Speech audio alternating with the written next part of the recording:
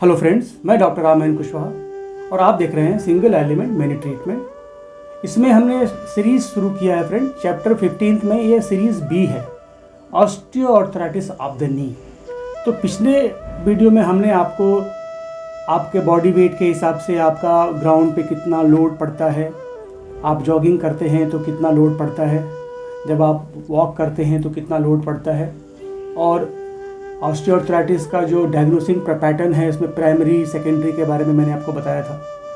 और इसमें बहुत सी चीज़ें आपको और एक्सप्लेन किया था, जैसे आपका एज 40 के प्लस में है और आपने पिछले 5 साल से कोई एक्टिविटी नहीं की है तो आपको क्या करना है, और आप ऑबिस हैं तो आपको क्या करना है और क्या नहीं करना है, हम आपको डिटेल में समझाए थे। अब हमने लास्ट वीडियो में आपको हेरिडिटी प्रॉब्लम के बारे में बताया था कि डॉक्टर बोलता है कि प्राइमरी डायग्नोसिस में हेरिडिटी का जो प्रॉब्लम है, जो आपके पिता और पिता के पिता या माँ की मदर मतलब दादी और दादा की तरफ से जो आपको प्रॉब्लम आते हैं, उसमें जो बेसिकली जो प्रॉब्लम है उसमें एक पहला है जो हार्मोनल इम्बैलेंस की वजह से, जो आपका जो ग्रोथ हार्मोन है उसके इम्बैलेंस की वजह से आपका जो कार्टिलेज का जो एक्सेस ग्रोथ होता है, बोन का एक्सेस ग्रोथ होता है, उसके लिए भी, उसकी वजह से भी आपको ऑस्टियोआर्थराइटिस हो सकता है। उसके बाद आता है एक डिजीज़ का नाम है जो आपके हेमोक्रोमेटोसिस।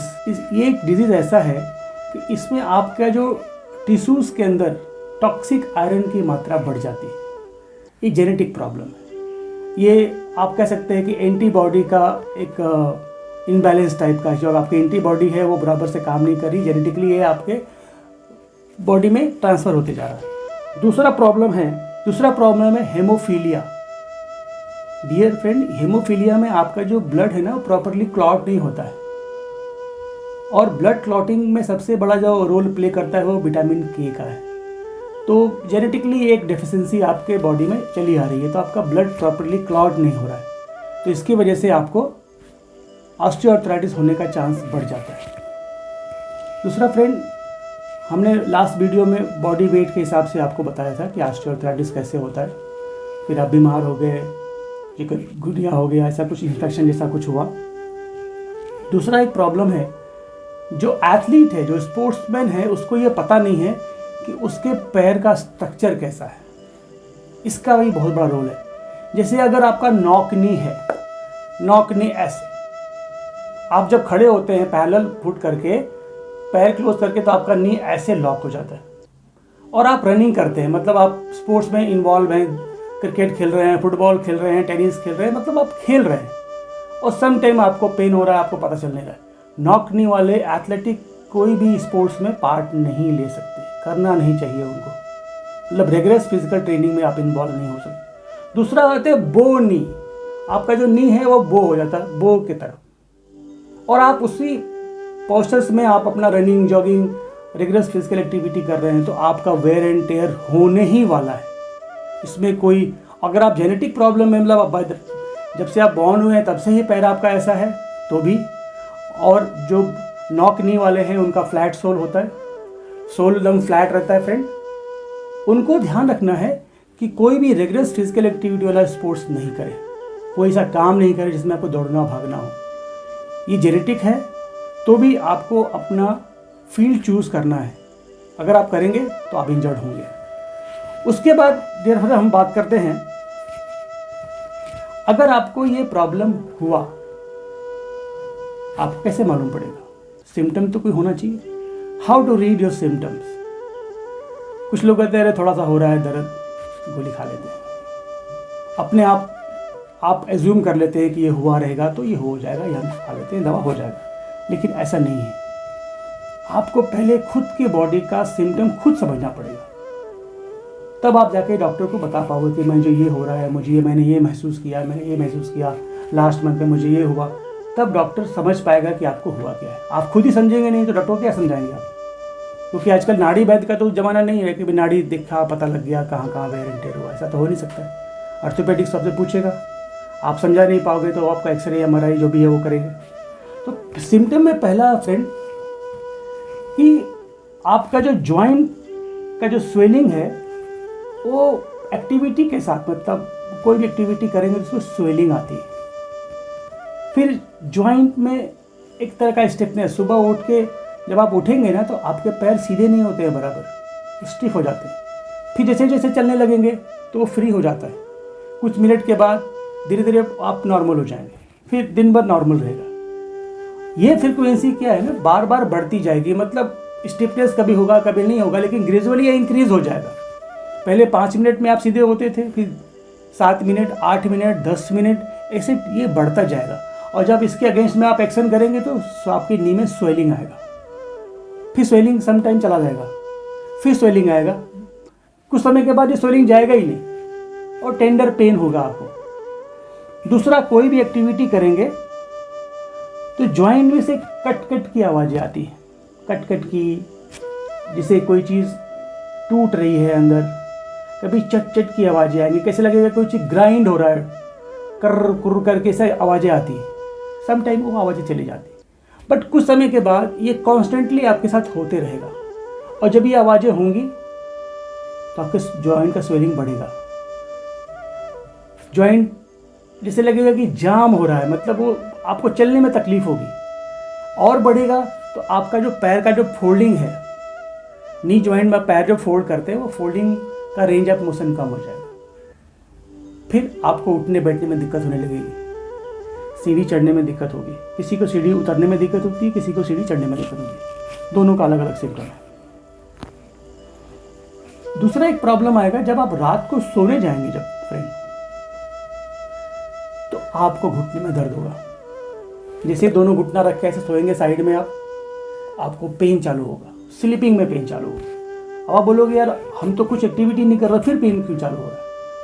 सोने के समय अगर आपका ये पेन चालू हुआ तो आप समझ लीजिए कि अब आप स्थिति खराब हो रही है, आपकी कंडीशन खराब हो रही है। तो धीरे धीरे आपको क्या करना है कि आप डॉक्टर के पास जाइए, प्रॉपर डॉक्टर, ऑर्थोपेडिशियन के पास जाइए, जनरल फिजिशियन के पास मत जाइए, काम उनका नहीं है। ऑर्थोपेडिक्स के पास जाइए, अपनी प्रॉब्लम्स को बताइए, ठीक है। और आगे उसके में आपको खुद से क्या क्या करना है, ये हम अगले वीडियो में आपको पूरा एक्सप्लेन करेंगे। डियर फ्रेंड्स, इसके साथ और भी सारे सिम्टम्स आपको महसूस हो सकते हैं। ये मैन टू मैन डिफर थोड़ा बहुत हो सकता है, बट बेसिक यही है कि जब आप चलने लगेंगे तो एक पैर आपको फ्री लगेगा और एक पैर लगेगा कि कुछ वेट है, कुछ भारी है, नी में एक तरह का जकड़न जैसा महसूस होगा। तो समझिए कि अंदर वेयर एंड टेयर हो रहा है। अब इसमें क्या होता है कि जब इस तरह की चीज़ें होती हैं, बार बार आवाज़ें आती हैं, कटकट होती है, तो वो फ्रिक्शन की वजह से आपके नी के पटेले के ऊपर स्वेलिंग आता है। उस स्वेलिंग में इफ्यूज़न होता है, साइनोवियल लिक्विड जो होता है वो थिन होकर के वहाँ पे इकट्ठा होना शुरू हो जाता है।